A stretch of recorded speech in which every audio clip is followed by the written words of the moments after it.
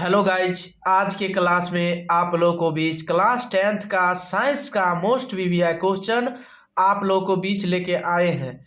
तो आप लोग गौर फरमाइएगा मेरे प्यारे दोस्त और भाई और बंधु, जितने भी हमारे भाई है, बंधु है, दोस्त है, हमारे प्यारे भाई है, बंधु है, मेरे प्यारे स्टूडेंट है। तो मेरे प्यारे दोस्त और भाई और बंधु, इसे आसान तरीका से, इसे अच्छा तरीका से इसे याद कर लीजिए और शेयर कीजिए, सारे दोस्त के पास भी शेयर कीजिए, ताकि आप लोगों को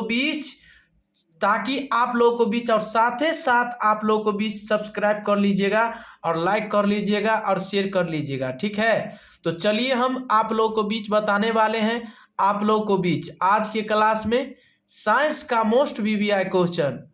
तो आप लोगों को बीच सबसे पहले है कि प्रकाश के परावर्तन क्या है या किसे कहते हैं। आप लोगों को बीच क्वेश्चन दो तरह से आपको पूछ सकता है, ठीक है, कि प्रकाश के परावर्तन क्या है या किसे कहते हैं, बताइएगा।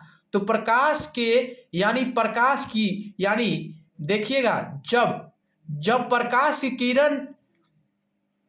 किरण ने किसी अपारदर्शी वस्तु से टकराती है तो टकराने के बाद क्या होती है, टकराने के बाद वापस लौट जाती है, और वापस लौटने की घटना को ही क्या कहते हैं, प्रकाश का प्रवर्तन कहा जाता है। ठीक है, कहा जाता है, क्या कहा जाता है, प्रकाश की जब प्रकाश की किरण किसी अपारदर्शी वस्तु से टकराती है और फिर वो टकराने के बाद भी वापस में लौट जाती है, पीछे की ओर वो क्या हो जाती है, लौट जाती है, उसे हम वह आपस लौटने की घटना को ही क्या कहते हैं, प्रकाश का प्रवर्तन कहा जाता है। ठीक, प्रकाश का क्या कहा जाता है, प्रवर्तन कहा जाता है।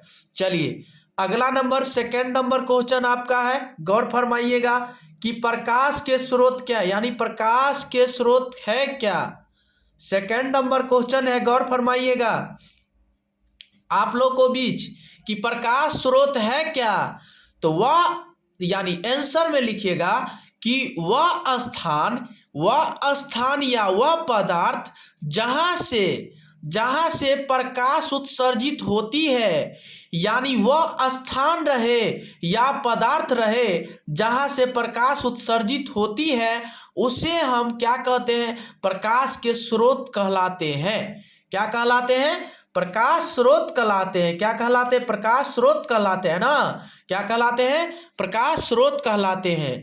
आपको यही में पूछ दिया जाए कि यह प्रकाश स्रोत जो होते हैं ना, आपको सेकंड आप परिभाषा आप बोल सकते हैं, जिस वस्तु से प्रकाश उत्सर्जित होता है उसे हम प्रकाश स्रोत कहते हैं। ठीक है, क्या होता है, प्रकाश स्रोत कहते हैं, जिस वस्तु से प्रकाश उत्सर्जित होता है उसे हम प्रकाश स्रोत कहते हैं।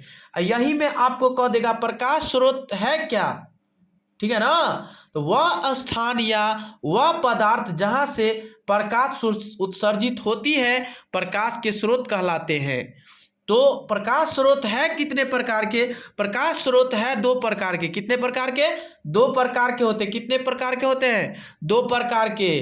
तो कौन कौन, प्राकृतिक स्रोत और अप्राकृतिक स्रोत होता है। क्या होता है, प्राकृतिक स्रोत और अप्राकृतिक स्रोत होता है। ठीक है, तो प्राकृतिक स्रोत किसे कहते हैं, जो प्राकृतिक द्वारा होता है, और अप्राकृतिक स्रोत जो प्राकृतिक द्वारा नहीं होता है उसे हम अप्राकृत स्रोत कहते हैं। ठीक, चलिए तीसरा पॉइंट है आपका, क्वेश्चन पे ध्यान दीजिएगा मेरे प्यारे दोस्त, ध्यान दीजिएगा। तीसरा पॉइंट है आपका, गौर फरमाइएगा कि प्रकाश के परावर्तन के नियम को लिखे। सेम क्वेश्चन 2 नंबर में पूछा जाएगा, 2 नंबर वाला क्वेश्चन सेम ऐसा ही रहबे करेगा।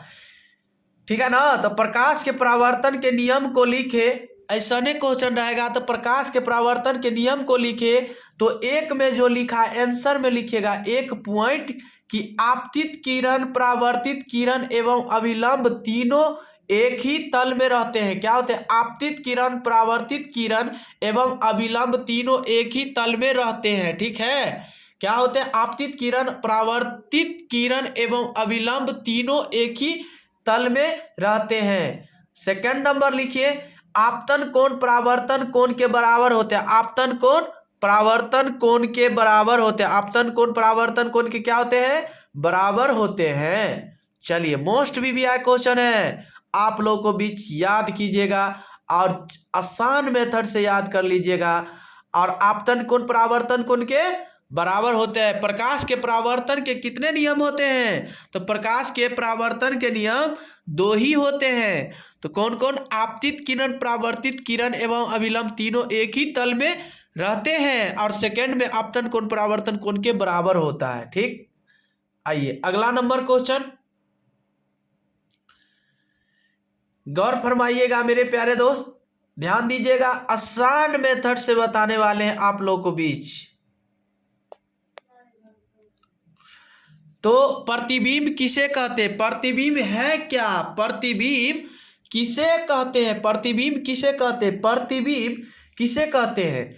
आंसर में लिखिएगा कि किसी बिंदु स्रोत से आते हुए प्रकाश की किरणें दर्पण से परावर्तन के बाद जिस बिंदु पर मिलती है या जिस बिंदु पर मिलती हुई प्रतीत होती है उसे उस बिंदु के प्रतिबिंब कहा जाता है। क्या कहा जाता है, कहा जाता है कि किसी बिंदु से स्रोत से आते हुए प्रकाश की किरणें दर्पण से परावर्तन के बाद जिस वस्तु यानी जिस बिंदु पर मिलती है, ठीक है ना, आप बिंदु पर मिलती हुई प्रतीत होती है उसे उस बिंदु को प्रतिबिंब कहा जाता है। क्या कहा जाता है, प्रतिबिंब कहा जाता है। ठीक है, प्रतिबिंब कहा जाता है।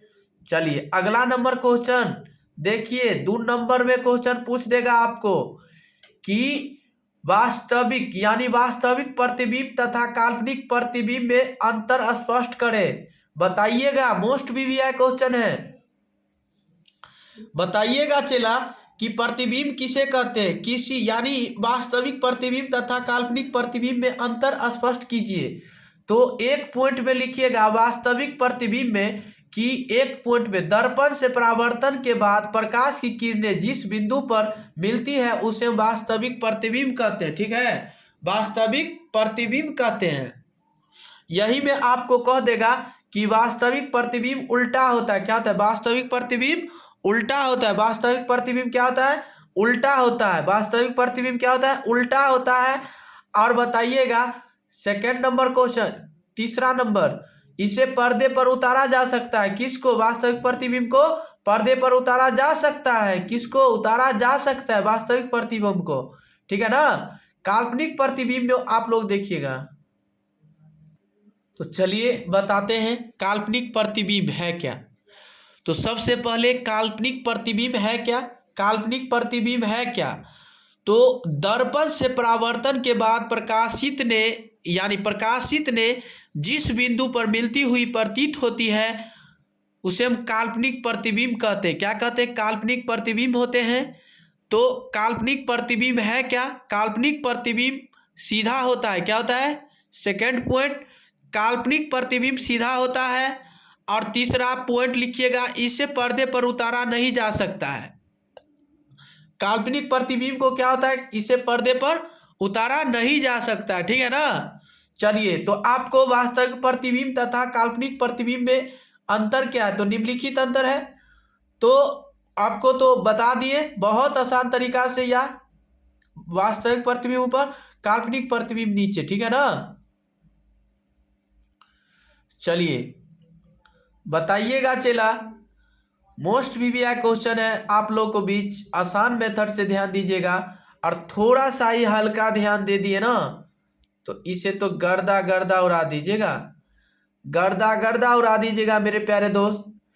तो बताइए गोलीय दर्पण किसे कहते हैं, गोलीय दर्पण किसे कहते हैं, गोलीय दर्पण किसे कहते हैं, गौर फरमाइएगा मेरे प्यारे दोस्त। आप लोग साथ ही साथ सब्सक्राइब कर लीजिएगा, लाइक कर लीजिएगा, शेयर कर लीजिएगा। जितने भी हमारे भाई हैं, बंधु हैं, दोस्त हैं, सारे दोस्त के पास भी शेयर कर दीजिएगा। ठीक है। तो चलिए आप लोग को बीच हम बताने वाले हैं, आप लोग को बीच शानदार तरीका से आप लोग को बीच। तो गोलीय दर्पण किसे कहते हैं, गोलीय दर्पण यानी आंसर में लिखिएगा गोलीय दर्पण दर्पण को कहते हैं जिसकी परावर्तक सतह किसी खोखले गोले का एक भाग होता है जिसकी परावर्तक सतह किसी खोखले गोले का एक क्या होता है, भाग होता है, उसे हम गोलीय दर्पण कहते हैं। क्या कहते हैं? गोलीय दर्पण कहते हैं। क्या कहते हैं? गोलीय दर्पण, गोलीय दर्पण कहते हैं। ठीक है, अगले नंबर क्वेश्चन पे आइएगा। बहुत मोस्ट वीवीआई क्वेश्चन है, गौर फरमाइएगा मेरे प्यारे दोस्त। आपका क्वेश्चन है कि अवतल दर्पण के प्रयोग को लिखिए। अवतल दर्पण को प्रयोग को लिखे। अवतल दर्पण का प्रयोग हजामत यानी दाढ़ी बनाने में भी इसका उपयोग करते। किसका? अवतल दर्पण का। ठीक है ना, अवतल दर्पण का प्रयोग हजामत के रूप में होता है, यानी सेकंड नंबर वाहनों के हेडलाइट में प्रयोग करता है, और रोगियों के आंख, नाक, कान इत्यादि के जांच के लिए स्वर यानी भट्ठी में सूर्य से आते हुए ऊर्जा को एकत्रित करने में ही इसका उपयोग करते हैं। ठीक है ना, इसका नोट लिखिएगा। अवतल दर्पण का ही तो प्रयोग हो गया, तो पता हो गया ना। इसका नोट लिखिएगा कि अवतल दर्पण में काल्पनिक और वास्तविक प्रतिबिंब दोनों बनता है। किसमें? अवतल दर्पण में बनता है काल्पनिक और वास्तविक प्रतिबिंब दोनों बनता है। ठीक है, और यही में आपको उत्तल दर्पण में हमेशा काल्पनिक प्रतिबिंब ही बनता है। उत्तल दर्पण में क्या बनता है? हमेशा काल्पनिक प्रतिबिंब ही बनता है। ठीक है, काल्पनिक प्रतिबिंब। चलिए अगला नंबर क्वेश्चन पे ध्यान दीजिएगा। बहुत आसान तरीका से बताने वाले हैं आज का क्लास। प्रकाश के परावर्तन किसे कहते हैं? प्रकाश के अपवर्तन किसे कहते हैं? गौर फरमाइएगा, आसान तरीका से आप लोग देखिएगा, सुनिएगा ही। तो प्रकाश के अपवर्तन किसे कहते हैं? प्रकाश के अपवर्तन किसे कहते हैं?